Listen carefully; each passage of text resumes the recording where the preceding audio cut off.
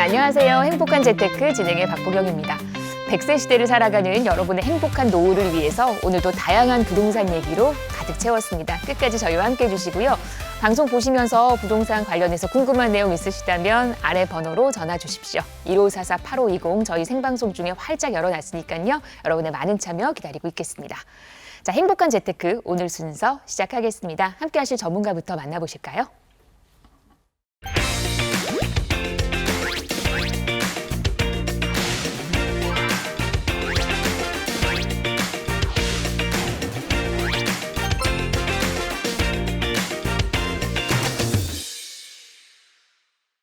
네, 저희 오늘은요 이동주 전문가와 이 시간 함께 하겠습니다. 어서 오십시오. 네, 안녕하세요. 반갑습니다. 네, 부동산 시장의 긍정적 요인으로 작용할 다양한 정책들이 지금 대선 후보자들의 입을 통해서 발표가 되고 있죠. 이럴 때일수록 여러분들이 앞으로 향후 부동산 시장이 어떻게 흘러갈 수 있을지 좀 가늠해 볼 수도 있을 건데 그만큼 또 복잡하기도 하겠죠. 자, 이럴 때일수록 저희 행복한 재테크를 통해서 이런 복잡한 심경 또 마음을 한 번씩 가다듬어 주시길 바라겠습니다. 지금부터 1시간 동안 집중하시면 그러한 고민들 말끔히 해결시켜 드리도록 하겠습니다. 네, 그 어느 때보다 저희와의 상담이 필요한 시간이 아닐까 싶어요. 많은 분들 함께 해주시고요. 여러분 전화 오는 동안 저희는 또 시장의 흐름을 한번 점검을 해드리도록 하겠습니다. 이슈 살펴볼게요. 첫 번째 이슈입니다. 서울시가 소규모 재건축 용적률을 완화하기로 했다고요. 반가운 소식인데요. 네, 굉장히 반가운 소식이죠. 네. 어쨌건 특히 이제 소규모라는 앞에 지금 전제를 붙이셨는데 그렇습니다. 자, 소규모라는 전제가 붙기는 하지만 네. 어쨌건 시장에는 굉장히 긍정적 요인이겠죠. 왜냐하면 용적률을 올려준다라는 거는 부족한 사업성을 보완할 수 있다는 것이거든요. 특히나 현재 용적률 체계가 우리나라 용적률 체계가 국토의 계획 및 이용에 관한 법률에서 정하는 용적률이 있고 각 지자체가 정하는 용적률이 있습니다. 그래서 서울은 사실 국토법하고 차이가 이렇게 50%가 났었는데 이거를 이제 어떻게 하냐면 한 3년간, 물론 3년간 한시적이긴 합니다. 3년간 한시적으로 국계법에서 정하는 최고 용적률을 적용을 해주겠다. 법적 상한 용적률을 적용을 해주겠다 이거고요. 이렇게 되면 보세요. 2종 같은 경우는 250%, 3종 같은 경우는 300%까지인데 이런 경우가 발생할 수가 있겠죠. 만약에 종상향을 해요. 1종 일반 주거지역이 2종 주거지역으로 가면 최고 상한 용적률 적용. 2종이 3종으로 전환되면 상한 용적률 적용하니까 사실상 저층 주거지들이 굉장한 효과를 보게 될 것이다. 물론 소규모라는 단점은 조금 존재를 합니다. 어떤 단점이냐면 소규모 재건축 사업은 1만 제곱미터 미만, 그러니까 면적에 제한이 있어요. 그리고 재개발 사업은 5천 제곱미터 미만. 여기에 또 자율주택 정비 사업이라는 게 있거든요. 이거는 36가구 미만. 약간 이런 제약이 있고 조금 이제 안타까운 면은 가로주택 정비 사업이라고 여러분 들어보셨을 거예요. 약 한 2만 제곱미터까지 가능한데 이것은 조금 제외된 것이 아쉽긴 하다. 하지만 어쨌건 사업성 부족으로 인해서 정비 사업을 포기했던 이러한 노후주택가들에 대해서는 굉장히 희망적인 소식이다라고 보시면 되겠습니다. 네, 그동안 말씀하셨던 것처럼 그 사업성 문제로 이 저층 주거 지역이 많이 환경이 좋지 않았었는데 그런 개선에 도움을 줬으면 좋겠습니다. 어떠세요? 실제로 좀 시장의 흐름이 좋아질까요? 아무래도 포기했던 것들을 다시 도전할 수 있다라는 희망은 생긴 거잖아요. 네. 희망은 생겨서 굉장히 긍정적인 요인으로 작용할 것은 분명한데 다만 이제 아쉬운 점은 조금 있어요. 너무 면적을 조금 축소시켜놨다라는 것이죠. 이왕 조금 활성화시키려면 특히 이 활성화시키는 목적은 두 가지 목적을 갖고 있거든요. 최근에 건설 경기가 되게 안 좋잖아요. 이 건설 경기를 조금 활성화시키고 서울에서 가장 지금 고민스러운 도심 내 주택 공급을 어떻게 할 것인가 이거를 조금 해결해보고자 하는 두 가지 목적을 분명히 갖고 있음에도 불구하고 면적에 너무 작게 적용을 하는 바람에 과연 이번에 용적률 인상을 해준 이런 조건이 정비사업, 소규모 정비사업들의 사업 속도를 빠르게 개선시킬 것인가에 대한 의문점은 아직도 남아 있는 건데요. 가장 큰 이유는 이렇습니다. 자, 면적을 제한시켜 놨다는 거는 그만큼 규모도 작다라는 거죠. 개발한 이후에도 규모가 작다라는 거예요. 그렇게 되면 소규모 단지일 것이고요. 소규모 단지라는 것은 결국은 대형 브랜드 건설사, 우리가 익숙히 알고 있는 이런 브랜드를 달기가 굉장히 어려울 수도 있다. 따라서 이런 아쉬움을 조금만 더 보완을 해준다라면 어차피 시장을 활성화할 것이라고 신호를 딱 줬으면은 신호와 정책을 밀어붙였으면은 조금 더 혜택을 더 줄 수 있는 이러한 것들을 좀 보완을 해준다라면 이 소규모 정비 시장이 더욱더 활성화될 수 있지 않을까라고 조심스럽게 의견을 개진해 봅니다. 네, 이렇게 소규모 재건축 용적률이 완화됐다라는 소식 저희 첫 번째 이슈로 만나봤고 다음 이슈 이어가 보도록 하겠습니다. 강북 지역 아파트가 인기라고요. 근데 서울에 살지 않는 외지인들 사이에서요. 네, 그렇죠. 이제 이 서울 부동산은요. 네. 전국구, 뭐 기존에도 전국구였지만 그 전국구 현상이 더욱 커졌다.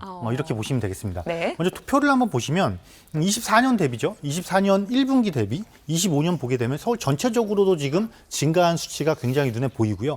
자, 강남 3구도 많이 증가를 했어요. 그럼 강북 14개 구도 지금 상당히 증가를 했다. 자, 이런 현상이 왜 일어나고 있느냐 보면 이렇게 보시면 돼요. 이제 지방의 부동산들이 워낙 조금 침체 시장이 길어지다 보니까 차라리 지방의 똘똘한 거 한 채보다는 서울 중심이 아니어도 차라리 서울에 갖고 있는 것이 훨씬 낫다라는 인식이 지금 확산되고 있다는 것이고요. 그렇다고 해서 강북의 모든 지역이 막 오르냐 또 이것도 아닙니다. 강북에서도 집중하는 지역들이 있죠. 우리가 익숙히 알고 있는 마용성을 포함해서 또 그 위쪽 지역까지도 지금 확장을 하고 있는데 어떤 특징을 갖고 있는 것들이 확장을 해요. 특히나 교통 환경이 굉장히 좋은 곳들 그리고 여기에 개발 호재가 있는 것들을 중심으로 굉장히 확장을 하고 있다는 것이죠. 이 호재에 대한 부분은요. 앞서 우리가 이슈에서 다뤘던 정비사업 부분도 포함이 돼 있다. 따라서 재건축이라든가 우리가 제재 시장이라고 하는데 재건축이라든가 재개발들이 가능하면서 교통환경 입지 여건이 굉장히 좋고 여기에 플러스 일자리가 가까운 이런 강북 지역들에 대한 선호들이 지방에서도 굉장히 높아지고 있고 지금도 지속적으로 매입세가 유입되고 있다. 여기는 물론 이런 것도 있습니다. 강남 3구와 용산에 한 2월 달에는 지방분들이 굉장히 매입을 많이 했어요. 그때는 제한이 풀어졌었죠. 토지거래 허가제가 풀어졌기 때문에 그런 현상이 발생을 했는데 이렇게 서울의 핵심 지역을 묶으면서 진입장벽이 생기니까 오히려 지방분들이 서울의 부동산도 풍선 효과를 지방분들이 지금 일으키고 있다. 자, 그럼 이러한 현상이 얼마나 유지될 것이냐. 당분간은 조금 계속해서 유지될 확률이 굉장히 높다. 지방시장이 침체가 이어지는 한은 유지될 것이기 때문에 이러한 양극화를 어떻게 해결할 것인가에 대해서는 정부에서도 계속해서 고민을 해야 될 것이다 라고 보여집니다. 네, 서울에 살지 않는 외지인들이 서울 강북 아파트에 관심을 갖고 있다라는 소식, 시장의 흐름 점검해 드렸습니다. 저희 방송에서 언급된 부동산 관련 설명은 전문가 개인의 의견입니다. 투자하실 때는 나의 성향 잘 파악하시고 투자에 대한 판단은 본인의 몫이라는 점 기억하시기를 바랍니다. 네, 행복한 재테크 생방송으로 보고 계시고요. 지금 시각 11시 21분 16초 지나고 있습니다. 부동산 관련해서 궁금한 내용은 여러분 저희와 함께 해주세요. 1544-8520 활짝 열어놨습니다. 그러면 저희 첫 번째 전화부터 우리 시청자분 만나보도록 하겠습니다. 네, 여보세요. 네, 여보세요. 안녕하세요. 네, 안녕하세요. 반갑습니다. 어떤 점이 궁금하실까요? 제가 네. 현재 구리시 인창동 대림 2차 24평에 살고 있습니다. 네. 그런데 투자 목적으로 구리시 토평지구의 신명 아파트 35평을 네. 그 전세기구 9억대 후반에 매입을 했어요. 네. 그리고 지금 현재 살고 있는 아파트를 내년에 매도해서 네. 저는 이제 전세를 좀 옮겨 가고 이럴 계획으로 지금 진행 중인데 네. 현재 제가 투자한 신명 아파트가 계속 그 보유하고 있는 게 맞는지 앞으로 네. 가치가 좀 상승할 건지 이게 궁금합니다. 알겠습니다. 구리에 거주도 하시면서 구리에 투자까지 해두신 상태네요. 네. 네, 지금 살고 계시는 집을 이제 매도하고 갈아타기를 하려고 하는데 괜찮은 건지 저희 이동주 전문가 바꿔드릴 거니까 구리 얘기 한번 나눠보세요. 네. 네. 네, 안녕하세요. 네, 안녕하세요, 선생님. 네, 반갑습니다. 네, 지금 구리에 아파트 두 채를 갖고 계신 거예요, 그러면? 그렇습니다. 지금 신명 아파트니까 장자마을이는 신명 아파트는 그죠? 네. 네. 그리고 아까 대림은 보니까 저 위쪽에 있어요. 동구릉역 인창동. 있는 데 있더라고요. 예, 그 맞나요? 동구능력 앞에 있는 거. 아, 네, 네, 네. 8호선. 네, 그래서 뭐 두 개를 다 팔고 이제 이주를 계획하시는 거예요? 아니에요. 그러니까 내년에 이제 그 인창동 아파트를 팔고 네. 그 신명 아파트로 그 들어가든지 네. 아니면은 그냥 전세를 살고 있으면서 그 신명 아파트를 그냥 이렇게 좀 지켜볼 건지를 이제 결정해야 되는데 네, 네, 네. 그 신명 아파트의 미래 가치가 좀 궁금해서요. 신명 아파트의 미래 가치요? 네. 신명 아파트의 미래 가치는 조금 긍정적으로 보여요. 굉장히 나쁘진 않아요. 그죠? 네, 그렇습니다. 네, 왜냐면 그 제가 보기에는 그렇게 본 건데 신명 아파트를 언제 구입하신 거예요? 그 올해 구입했습니다. 아, 올해요? 네. 구입 시점이 조금 아쉽긴 해요. 왜냐면 그 전세기구 구입하셨다고 그래서 조금 전에 구입하셨나 했는데 네, 왜냐하면 아니에요. 올해. 일단 이래요. 이 장자마을 앞에 바로 앞쪽에 이제 토평 2지구가 계획돼 있잖아요. 네, 그렇습니다. 네, 여기에 보면은 구리에서는 첨단 스마트 도시를 지금 조성하겠다라는 계획이 있어요. 개발 계획이 있어요. 네, 그래서 여기 아파트도 한 1만 8천 가구 정도 예상돼 있거든요. 네, 그러면 물론 이거를 내가 자 여기에 지금 공급이 들어오기 때문에 이 기존 시장에 긍정적인 영향을 미칠 것이냐 부정적인 영향을 미칠 것이냐를 판단해 보시면 되는 거예요. 네, 그런데 자 저는 이렇게 봐요. 여기가 신명 아파트가 바로 역세권이잖아요. 그죠? 네, 그렇습니다. 그럼 역세권을 거쳐서 지금 토평 2지구가 앞에 펼쳐지는 거니까 지금은 호수공원 물론 개발을 하더라도 호수공원처럼 이런 것도 다 살려놓는단 말이에요. 살려놓으면서 지금 논으로 이루어진 이 빈 땅을 채워서 도시를화시키는 거니까 이러한 경우에는 부정적인 영향보다는 긍정적인 영향을 미칠 확률이 굉장히 높아요. 그리고 구리시가 경기도에서는 제일 작은 면적이라는 거 아시죠? 네, 그렇습니다. 제일 인구도 작고 네, 도시가 지금 확장을 해야 된다는 거 아시죠? 예, 그렇죠. 예, 자, 이게 있어요. 도시가 확장을 하는데 무한대로 확장을 할 수 있는 여건을 갖춰 있다라면 그건 부정적인 영향이에요. 그런데 다행히 토평 2지구는 어디를 향하고 있어요? 한강을 향하고 있잖아요. 그죠? 네, 그렇습니다. 한강을 향하고 있는 거기 때문에 여기에 만약에 주거지가 토평 2지구가 들어와서 주거지가 개선되면서 한강과의 접근성까지 개선된다라면 사실 이 신명 아파트는 역세권에다가 한강변의 접근성까지 갖추면서 나름 지금보다 더 좋은 입지 환경으로 바뀔 그런 아파트란 말이에요. 여기 또 위쪽에서는 주택지구가 지금 한 9천 가구 또 재개발하고 있죠. 네, 여기가. 그러면 네. 지금 비어있는 땅들이, 그러니까 이 도심의 포화 상태가 조금 옆으로 퍼지지만 제한된 공간에서 내 도시가 확장되는 역할을 하기 때문에 이렇게 되면 수요자를 끌고 올 수 있는 유입 환경이 발생을 하는 거죠. 지금 구리 같은 경우는 도시의 확장이 좀 어설프다 보니까 갈매지구까지 가고 있단 말이에요. 그 갈매지구하고 인창지구하고 중간에 또 공백이 있고, 그죠? 네, 그리고 실제로 이 장자지구는 조건을 갖추고 있어요. 주거지로서의 조건. 어떤 조건이냐면 구리시에서 학군을 갖고 있는 곳이잖아요. 예, 그렇습니다. 그죠?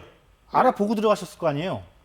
예, 그리고 구리시에서 여기를 지금 예, 구리시의 강남 그러면 여기잖아요. 장자마을이잖아요. 그렇습니다. 네, 그래서 이 이야기는 뭐냐면 구리 딱 놓고 봤을 구리의 주거 시장을 놓고 봤을 때는 조금 더 보유해도 굉장히 나쁘지 않다. 이런 결론을 내릴 수가 있는 거예요. 그런데 이거를 만약에 지금부터 투자적인 측면으로 내가 이주를 할 생각이면은 이건 조금 생각을 달리 해야 된다. 왜냐하면 지금 현재 2주택이신 거잖아요, 지금. 네, 그죠? 자, 2주택은 똘똘한 1주택과 비교를 했을 때 어떤 것이 더 유리하고 어떤 것이 더 불리할 것인지를 따져보셔야 돼요. 그런데 이 상황에서 저는 우리가 세무적인 거로 봤을 때, 세무적인 걸로 봤을 때는 우선은 거주주택은 가격이 비싼 1주택을 하나 마련을 해놓는 게 좀 맞다라고 생각을 하거든요. 그럼 만약에 저 같으면 인창동 거 팔고 장자마을 팔아서 어디로 가겠냐면 아예 한강을 건너오겠어요. 이렇게는 한번 생각 안 해보셨어요? 네, 그렇게는 생각을 해본 적이 없습니다. 한강을 아예 건너오시면 예. 바로 지금 강남 사고 있는 이 강동이 있단 말이에요. 강동에 명일동 쪽 가면은 저 2개 팔면 들어오실 것 같은데 이게 훨씬 낫지 않을까요? 내 미래 가치적인 측면으로. 그럼 1주택을 갖고 있으면 어떤 혜택이 있어요? 1주택은. 왜 제가 그러냐면 1주택을 갖고 있으면 자 2주택이면 둘 중에 하나는 무조건 세금을 내야 돼요. 양도세 내야 돼요. 네, 그리고 1주택도 추가로 갖고 있는 1주택도 12억 초과는 양도세를 내야 돼요. 12억 초과는. 네, 네. 1주택자도 다 계속 비과세 주는 거 아니란 말이에요. 그러니까 자꾸 이 똘똘한 한 채를 먼저 집중하는 거예요. 지금 이 많은 수요자들이. 왜냐하면 이 1주택에 내가 어떤 조건이 발생했냐면 80%라는 장기보유 특별공제가 나눠진단 말이에요. 보유 10년, 거주 10년. 이렇게 해야지만이 장기보유 특별공제 최대 80% 준단 말이에요. 그러면 내가 주택의 가격이 비싸지면 비싸질수록 1주택을 만들어놔야 장기보유 특별공제를 받으니까 실질적으로 양도소득세를 내더라도 얼마 안 내는 효과를 가져갈 수가 있거든요. 그래서 이런적인 측면과 향후 주택 가격의 상승적인 측면을 놓고 봤을 때 저는 둘 다 처분하고 강동으로 내려왔으면 좋겠어요. 요렇게 한번 자산을 한번 재편성해 보세요. 만약에 자금이 부족해서 나는 구리시를 머물러야겠다 그러면 그냥 신명으로 가시는 게 맞고, 그게 아니고 신명까지 처분해서 나는 서울로 다시 진입하시겠다 그러면 제가 말씀드린 대로 한번 다시 한번 검토를 해보세요. 아시겠어요? 네, 알겠습니다. 네. 네, 저희 이렇게 네, 마무리해 감사합니다. 드릴게요. 네, 네, 반가웠습니다. 사실 구리에서 여기 넘어오는 건 다리 하나 건너오는 그리 이렇게 멀지 않은 곳이어서 그런 또 심리적으로도 괜찮지 않을까 이런 생각이 듭니다.